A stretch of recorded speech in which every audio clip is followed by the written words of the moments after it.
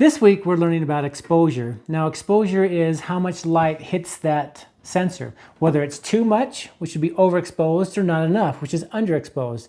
But we've learned about 3 different things that will affect that. And this week we're going to put it all together. So number 1 we learned about is the shutter speed. The shutter speed is how long that shutter is open that allows light to go through and hit the sensor, okay? And so it's how quickly, that it's the speed or the amount of time that it's open. Number 2 is we learned about aperture. Aperture is the size, the opening that allows light to go through it. And so you can close that down, it lets just a little bit of light through it. You can open it up to let a lot more light through it, okay? And those things counterbalance each other. And then the last thing is ISO. And the ISO is how sensitive the sensor is. Now, does the sensor pick up on the light really quickly, or is it slower? So those are the 3 things that we're going to learn about this week, and it's called exposure.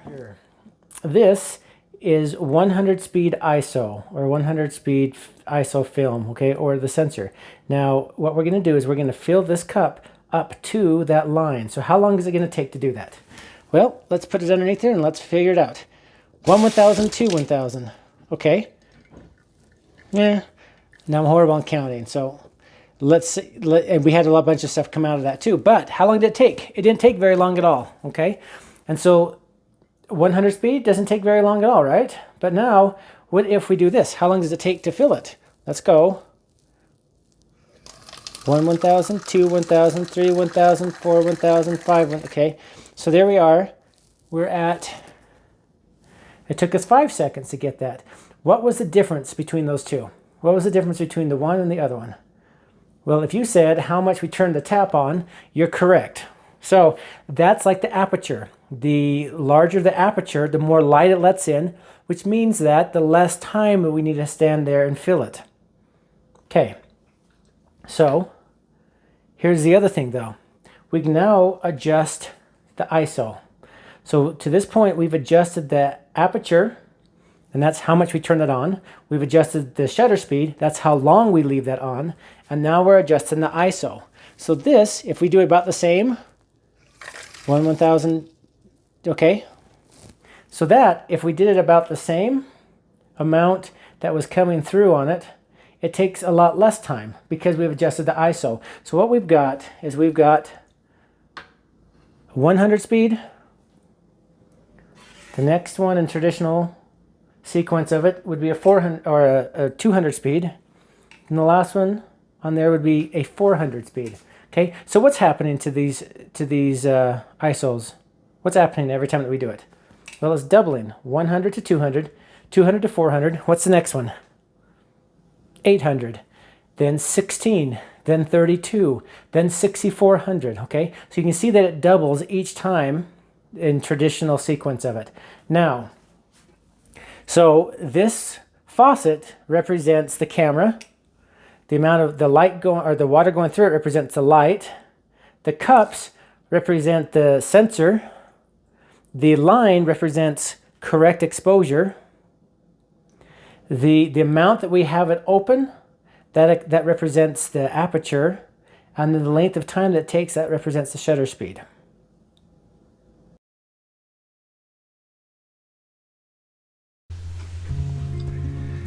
Okay, today we're going to be talking about exposure and how exposure affects the picture, and we're going to compare it to glasses of water and a faucet. So here's what we're going to do. How long does it take to fill up a cup of water from the faucet, or what are some of the factors that factor into how long it takes? Well, some of the factors on filling a cup are the time. How long does it take? The opening of the faucet. Did we open it all the way up, or did we just open it up just a little bit, just let it drip in there? And then the size of the cup. Is the cup teeny tiny, or is it a big bucket that's sitting underneath that thing? And then the 4th thing is the pressure behind the faucet. And so the one on the left is obviously underfilled, the one on the right can be overfilled. And what we're looking for when we're talking about photography is putting it right where we want to have it, which, let's say it's right in the middle, to fill it right to the perfect line. Too much of it, too much water, too much light, not enough is not enough light, so it'll be too dark. So exposure, we're going to compare it to when there's not enough water in it. It's over here in the darker side where it's going to be underexposed. It's going to be too dark. Here we have too much light. It's going to be over here in the white, which will be overexposed. Okay. Here's an example of an overexposed, an exposure right on, and an underexposed photograph. What you're looking for is you're going to expose this for the skin tones, and so here the skin tones might be too dark, and here the skin tones might be too light. But a lot of it also depends on opinion, because some things that I like you guys might not like, and vice versa. Some things you guys might like, I might not like, and so we go off of the person viewing it and the person who made it to figure it out. So here is an example of something that has been shot right on the correct exposure. Now EV stands for exposure value. So this is an EV of a 0, which means according to the camera, that's exposed perfectly. But which one of these do you like better? Do you like the EV of a 0, or something that's been underexposed by 2 stops, or something that's been overexposed by 2 stops? If I ask this in a classroom, I'll get some people saying they like it overexposed. Some people are saying they like it right on. Some people are saying they like it underexposed. It all depends on what people like. Now I like the underexposed the best because I get a lot of detail in the clouds. I still have detail down in the pines, but I like it underexposed on that one. Okay, now let's look at an image that has been overexposed, and on the left-hand side we have what's called a histogram. Histogram is a graphical representation of the lights and the darks inside of the photograph. On the left-hand side over here, we have the darks, and on the right-hand side we have the lights. Now you can tell by looking at this that just look at the histogram, there are going to be a lot of light. This is an overexposed image. And not a lot of dark in it. And there's the photograph of it. Okay, here's the same thing, overexposed. Now look at the similarities between that one on the histogram and that one on the histogram. You can tell that they are very close to each other. This one right here has more midtones in it. It still is missing any of the deep shadows. And this has less midtones in it. Okay, here's another one that's overexposed. Looking at the histogram, you can tell it's overexposed. Now when it goes all the way up here, when it peaks over here at the top and goes above it, we lose all that information. This information's in the photograph. This information is all gone. It was so bright that information is just not contained in the photograph anymore. Now blowout is something that happens when something is overexposed, a certain area is overexposed. Usually it's a bright area, usually it's the sky, it could be lights, it could be lots of different things, but anything that's so overexposed that you lose a lot of detail in it. So that's called blowout. So here we have a lot of blowout back here on his head, in the building, anything back there. Obviously these aren't just buildings out in the middle of nowhere. I mean, there's a city, but it's all blown out, so you can't see any of it. That's called blowout. Sometimes you'll intentionally put blowout in there, or you'll intentionally overexpose it, because like in this photograph, we don't care what's happening out this window. We don't care that the garbage is being picked up by the garbage truck, or somebody's mowing the yard in the backyard, or whatever it might be. We don't really care. The subject is this little girl reading a book with her mother. And this is called blowout, where it's so bright that you lose all the details. But sometimes blowout's not a bad thing, and sometimes it's a horrible thing. It's like when you shoot photos during the middle of the winter, and you get these white skies instead of blue skies because of the blowout, or here's blowout, but it's caused by a flash. And so we've lost all the detail on her face. And let's look at the histogram on here. We have some darks in here, and then we have blowout, where we've lost all the detail on her face. Okay. Another thing that's been overexposed, you can just look at the histogram and know that it's overexposed, because you should have a hill right there in the middle, generally speaking. but we have some darks, and then we drop off, and then right here we have some spikes in the brightness of it, up at the lights. Here's a histogram of something that's been underexposed, and because we've missed out on a bunch of detail right here. We're missing the detail in the picture. It just goes too black and there's no detail in it, and we have no lights in it. So if you just saw a histogram look like this, and if I would say, is this overexposed or underexposed, you should be able to tell me this has been underexposed because we have lots of darks and not lots of lights in there. Okay, another thing that's underexposed. Again, look at the histogram. Okay, here's an interesting one. We have some darks and we have some lights, and we're missing tons of stuff right here. What's happened is this has been shot and it's been backlit, and so we get Blowout all back behind her, and then she's too dark. Because what does the camera do to determine the exposure? Because those ones are set and shot probably on on automatic modes using what the camera said. Well, the camera takes the photograph that's shooting and it turns it black and white. And then it basically puts it into a blender and says, okay, well, I need to come up with a neutral gray. So if it took a picture of this right here, we would have the darks and the lights, and when you put it into a blender, you'd end up with this neutral gray color right here in the middle. And that's what the camera is trying to do. So let's look at some pictures. It does a great job with this because there's some lights, there's some darks, and it does a great job on getting it exposed correctly. Same way with this one. Here's an interesting thing. So we have our little hill in the histogram, which is great, is what we're looking for. But here we have a histogram that's in color, so it shows you how much greens are in there and how much yellows and magentas and blues and reds, and really, since it's electric or electronic, it's just RGB, red, green, and blue.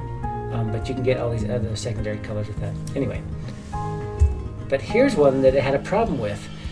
Here's a histogram. We see it's all down here in the darker area, but we know that this should be lighter. And because we shot it using an automatic mode, it put it into the blender, came out with a neutral gray, and said that's what your exposure should be. And so we ended up with really dingy looking snow on it. So we know that if we're going to shoot this and we want to have it looking right, we're going to need to overexpose it from what it thinks it's going to be, because we need to have this stuff be white. Okay, so here's one that I've adjusted in Photoshop, and now look at this. Here's what the histogram before I adjusted it, and then after I adjusted it, it brought it up, it made it look better. But look at this, we're missing a lot of information there, because as I brought this down, excuse me, as I brought this down, it got rid of all that information, and then it tried to spread this information out over a larger area. So you can see that we're missing information across it. Okay, now it also has a problem with this because it took the whole thing, threw it in the blender, it came with the neutral gray, and then here's what we've got. We've got this darker area, which is brighter than it should be. We got this, which is brighter, where we can't even see it. It's got a problem with that. So it's got a problem with that because we have all this bright behind it and dark right here. It says, oh, let's go with the neutral gray, so it blends them together and comes up with that. We're going to talk about the exposure compensation. Exposure compensation is a setting on the camera, both on your cell phone and on these cameras, where you can adjust it. And you say, you know what, I need to have this be overexposed because you're going to tell me that as I shoot the snow, that snow needs to be dingy gray color. But it doesn't. The snow needs to be bright. So I know I'm going to need to overexpose it. And so we can change it on the exposure compensation. This is just an example of different stops. That if this is the exposure value of 0, here's a 1 stop up, 2 stops up, 1 stop down, 2 stops down. So you can kind of see the way it looks as you adjust it and you add. You're going to overexpose it by 2 stops. That's what it's going to look like. Okay, here's some exposure compensation.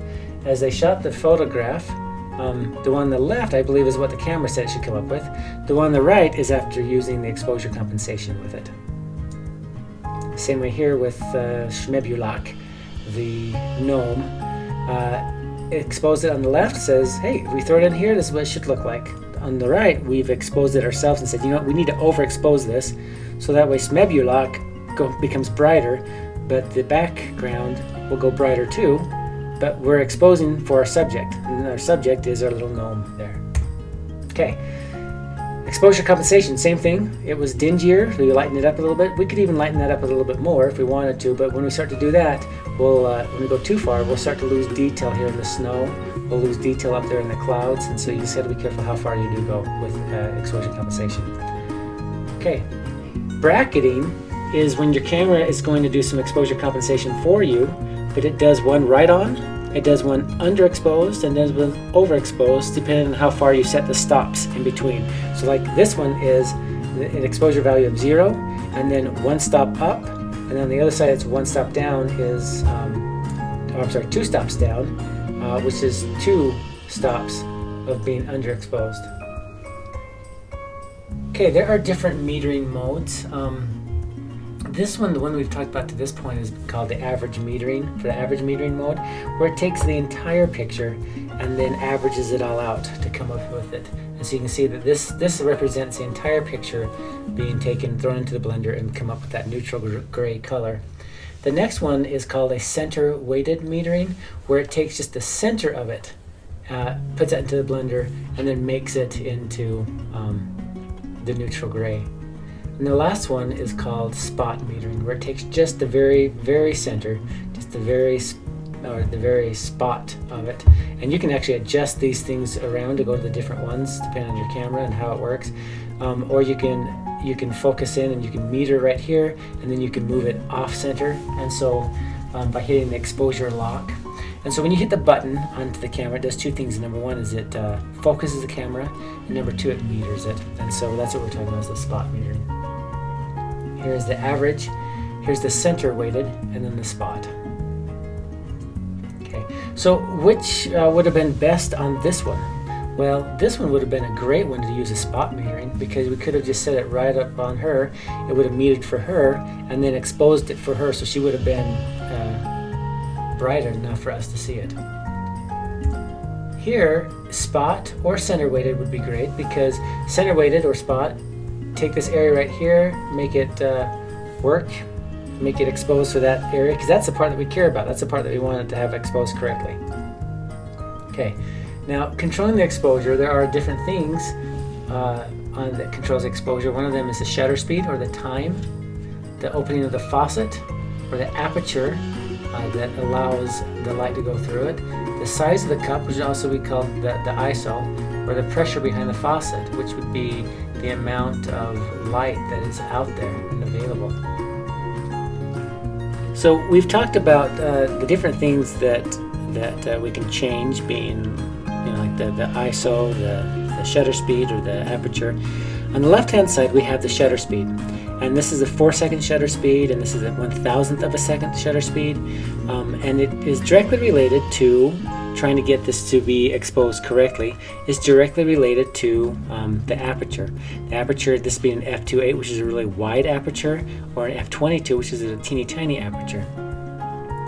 And so what we do is, if I'm going to take this and I'm going to say I need to have a faster shutter speed, because everything I'm getting right now is blurry, so I need to come up to at least a 60th of a second or a 1/25th of a second. If I take that and I start to twist that, look what happens as I raise that up to 1/25th of a second. It says that I'm going to need between a 2.8 and an f4 to expose that correctly. Now let's say that my camera doesn't open up that wide, doesn't open up to a 2.8 or an f4. It only goes to a 5.6. That my lens, the aperture, only opens up to that. Well, I'm only going to be able to go up so far, and then I run into that f4, blink, and I can't go beyond it. Which means that with the amount of light I've got and the way it's reading, is I'm going to be able to go to an 1/45th of a second on the shutter speed. Whereas here, that's as wide as I can open up my aperture. So if I need to change this, I'm going to need to increase my ISO, and I put that up to 400, and then I'm going to drop this down, so that way I can go down to my f1 or my f4.